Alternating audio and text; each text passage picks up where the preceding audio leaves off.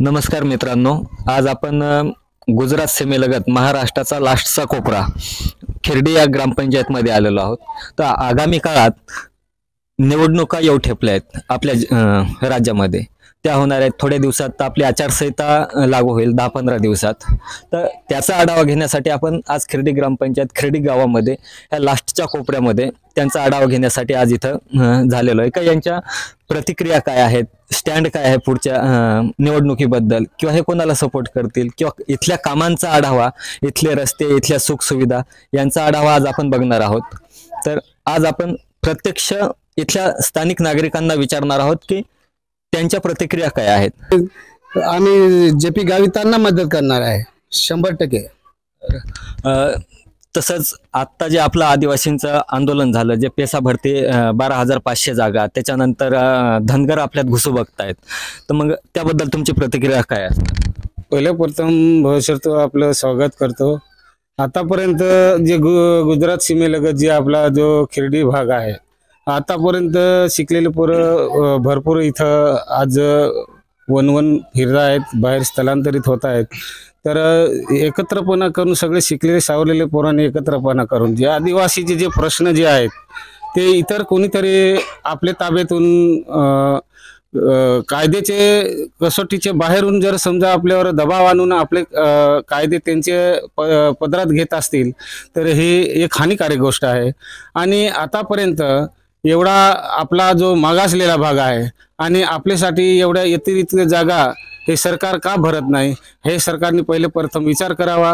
आणि जे आदिवासी पोरं जे घरी आतापर्यंत इकडे बाहेर स्थलांतरित होत आहेत आणि कुठेतरी भटकत आहेत, यांच्यासाठी सरकारने विचार करावा. आणि आदिवासी नेते आता जे सत्तेवर आहेत, हे आदिवासी नेत्यांनी आतापर्यंत बरीचशी त्यांनी जे सरकारमध्ये त्यांचे कुठले तरी बीजेपी सारखे सरकारचे दबावाखाली जे आदिवासीचे प्रश्न आहेत ते कुठेतरी त्यांनी एक लपवल्यासारखं त्यांनी केलेलं आहे.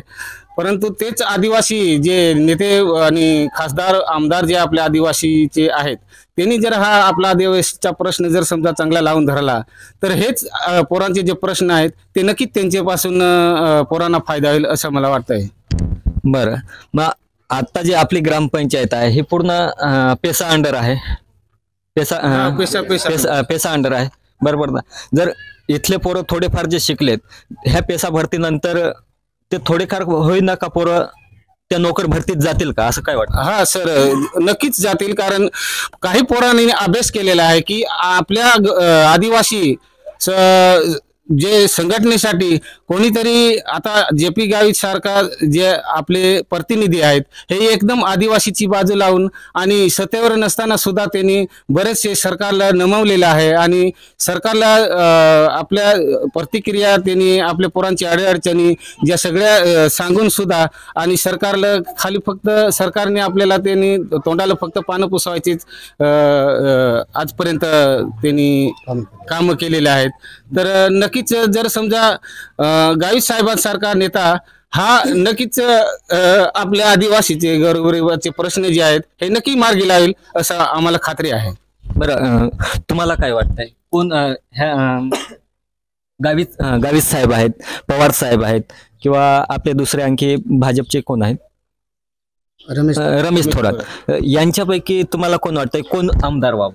सर, मागील जे पाच वर्ष जे निवडून दिलेले आमचे आमदार नितीन पवार यांनी 5 वर्षात इकडे एक पण चक्कर मारली नाही. आणि जो रस्ता उंबुर्णे फाटा ते भाटी हा रस्ते ते उद्घाटन पण करून गेले, पण त्या पाटीला अजूनपर्यंत त्यांनी सुरुवात केली नाही किंवा रस्त्याला सुरुवात केली नाही. रस्त्याला खड्डे पण खूप पडलेले आहेत. आणि इकडे 5 वर्षात त्याने एक पण चक्कर केलेली नाही आहे. तरी नितीन भाऊ पवार जे आजी आमदार आहेत, त्या खिरडी ग्रामपंचायत जी 5-6 गाव मिळूनची ग्रुप ग्रामपंचायत आहे, एवढ्या भागाकडे त्यांनी दुर्लक्ष केलंय असं म्हणायचं आहे का तुम्हाला? हो, म्हणजे ते ह्या भागात त्यांनी दुर्लक्ष केलेले आहे. 5 वर्षात त्याने एक पण कामाला सुरुवात केलेली नाही आहे. थोडेफार तर कामं केली असतील ना? 5 वर्ष आमदार असणारा एक तरी काम देईल ना? नाही सर, आतापर्यंत त्यांनी इकडे ह्या ग्रामपंचायतला थोडं पण काम केलेलं नाही आहे. आणि गावित साहेब गावी साहेबांनी तर भरपूर काही काम केले आहेत. त्यांना पूर्वीपासून म्हणजे आतापर्यंत त्यांच्याच भरोश्यावर आम्ही होतो. पण जिथून आम्ही येता येता आम्हाला कळलं की पूर्वी ह्या गावात रस्ता पण नव्हता, यायला पायवाट होती, त्याला गाड्या आणल्या जायच्या. तर मग याच्यावरती काय म्हणणं आहे तुमचं? हा सर, रस्ता मग कोणी केला? सर पहिले अशी इकडे परिस्थिती होती की इकडे रस्ता नव्हता, शाळा नव्हती. पण गावी साहेब जे सत्तेवर असताना त्यांनी भरपूर अशी सुविधा केली. आणि पेशंट हे रस्ते सुविधा नसल्याने पेशंटचे पण खूप त्रास होत होता. ज्यावेळेस गावी साहेब सत्तेवर आले त्यावेळेस बराचसा बदल त्यांनी घडून आणला.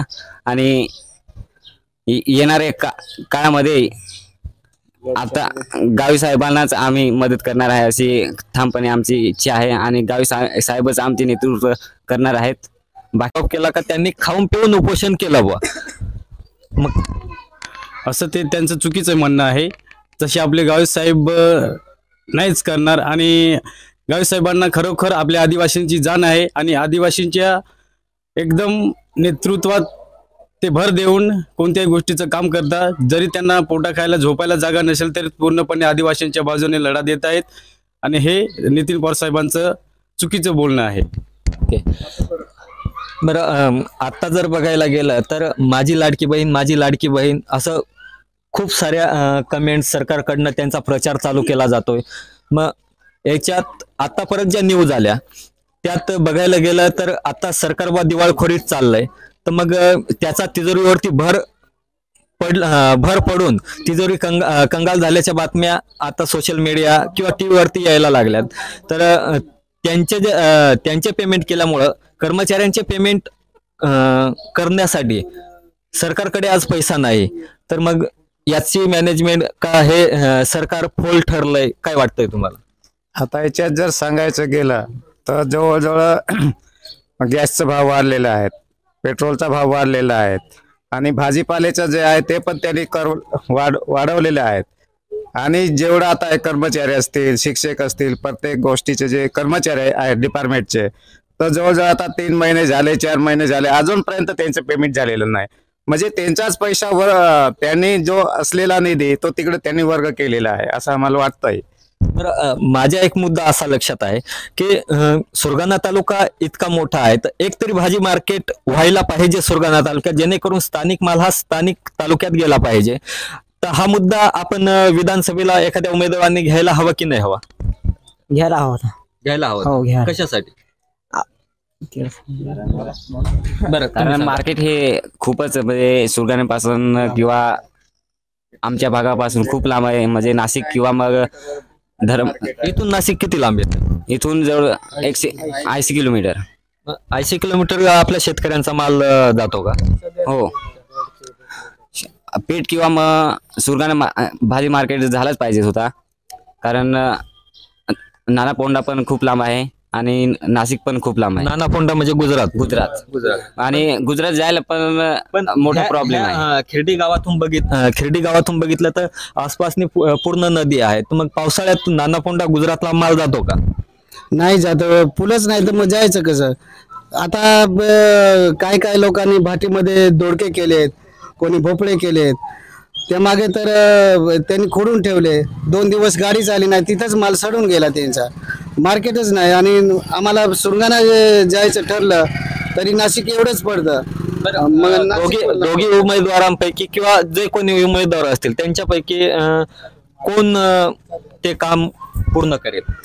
ते दोन्ही उमेदवार पैकी जे.पी. गावित साहेब करू शकतात, कारण ते आदिवासींची त्यांना जाण आहे, तेच करू शकतात. नितीन भाऊ पवार साहेबांनी तर कधी उपोषणाला पण आपले पाहिले, एक दिवस पण ते तिथं आले नाही, तर मग ते काहीच करू शकत नाही असं आम्हाला आत्मविश्वास. ते तर म्हणतायत की आम्ही पत्राद्वारे आमचं समर्थन कळवलं होतं. ते एकदम चुकीची त्यांची भावना आहे. काहीच उपयोगाचे नाही ते आमदार, सगळ्यांचे काहीच झाले नाही. पत्राद्वारे जे कळवलं होतं ते जनतेला पण माहित पाहिजे ना. जनतेसमोर आलं पाहिजे आमदारांनी. जो मेन प्रतिनिधी आहे त्यांनी जनतेसमोर किंवा जनतेचे पाठीमागे राहिले, पुढे राहिले पाहिजे. जनता त्याच्या मागून राहिले राहिली पाहिजे. अजून इथं काय काय विकास व्हावा अशी तुमची भावना? सर, विकास पाहायला गेला तर तो ट्रायबल एरिया आहे, अति दुर्गम आहे.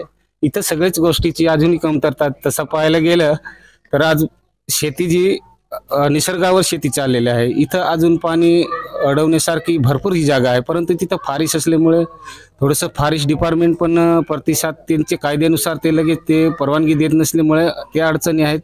इथं भविष्यात जर समजा एखादे धरण बारीक मोठाले झाले तर इथं जागेवर माणूस शेतीसुद्धा चांगली पद्धतीने करून आणि त्याचा उदरनिर्वाह चांगल्या पद्धतीने चालू शकतो. परंतु इथं कमतरता पाहायला गेली तर बरीचशी अजूनही मागासलेला भाग आहे. त्याला अजून मागासलेल्या भागासाठी म्हणून आमचं एक मत आहे की एकत्रपणा असल्याशिवाय कुठल्याही गोष्टी होऊ शकत नाही, हे आमचं मत आहे. भांडवलशाही आणि लोकशाही ह्या दोन्ही वर्गापैकी आता जो भांडवलशाही आहे, हा भांडवलशाही जिथं जिथं सोयी सुविधा झालेल्या आहे तिथं भांडवलदार हा त्यांचं जास्ती लक्ष असतं.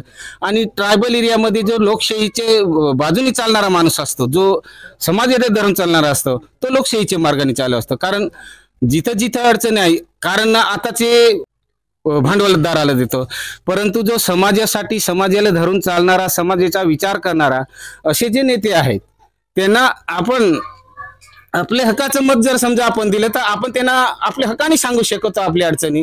जर आपलं मत आपण जर विकलं तर आपला हक्क हा सांगण्याचा थोडासा कमकुवतपणा पडतो तिथं. तर त्याच्यासाठी जी समजा लोकशाहीची पद्धतीने चालणारे व्यक्ती त्या इथं गरजेच्याने भरपूर अजून इथं अडचणी ते सांगण्यासारखी भरपूर आहेत सर. परंतु आता ते इथं करणं फार गरजेचं आहे. तर दादांनी हा मुद्दा खूप चांगला मांडला की आपलं मत विकू नका, इमानदारपणे लोकशाहीच्या नियमानुसार किंवा लोकशाहीला धरून चांगल्या पद्धतीने निवडणूक पैशाच्या मागे न लागता चांगल्या पद्धतीने आपलं मत स्वाधीन करा, जेणेकरून एक इमानदार नेता किंवा इमानदार आमदार हा विधानसभेवरती जाऊन सामान्य लोकांचे प्रश्न हे मांडू शकेल. आई, मी आज तुमच्याकडे येतोय. बरं सांगा मला, काय तुम्हाला काय पाण्याची वाटतं? आम्हाला सोय नाही, अडचण आहे. नावसे पाईप फुटून गेलंय, त्याची सोय नाही, पाण्याची सोय नाही. डोक्यावर निष्ठावायचा लांब प्रवेश, डोक्या आम्हाला तर 5 वर्ष तर अजून तर पाण्याची सोय तुम्ही जे आजी आमदार आहेत, आजी म्हणजे सध्याचे आमदार आहेत, यांच्याकडे काही पाठपुरावा केला होता का? काही सांगितलं होतं का आमदारांना?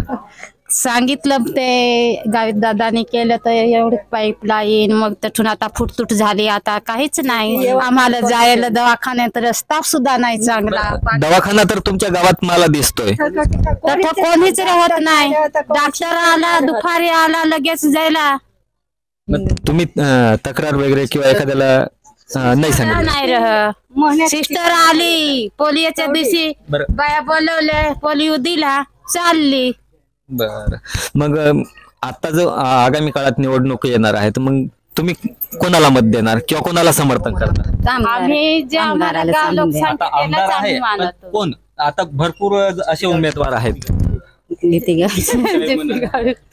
साहेब मग पवार साहेब का नको? नाही त्याला त्यांना नाही द्यायचं का? इंद्रू साहेब आमचा. इंद्रू साहेब म्हणजे कोण? गावित साहेबांचा मुलगा. ओके. बरं, आज आपण ह्या गावातील लोकांच्या प्रतिक्रिया जाणून घेतल्यात, इथल्या समस्या जाणून घेतल्यात, अजून इथं काय विकास व्हावा आणि काय झाला याच्या प्रतिक्रिया जाणून घेतल्यात. त्यासाठी आज आपण ह्या अतिदुर्गम भागात येऊन ह्या लोकांची मुलाखत, यांचं म्हणणं ऐकून घेतलं. मी राहुल भोये, मुंबई डेडलाईन 24. महाराष्ट्रासह देश विदेशातल्या ताज्या घडामोडी आणि बातम्या पाहण्यासाठी गुगलवरती जाऊन www.mumbaideadline24.com या आमच्या वेबसाईटला भेट द्या. त्याचबरोबर युट्यूब वरती जाऊन मुंबई डेडलाईन 24 हे चॅनेल सर्च करा. सबस्क्राईब हे बटन दाबा. आमच्या नवीन घडामोडी आणि ताज्या अपडेट पाहण्यासाठी बेल आयकॉनला क्लिक करा.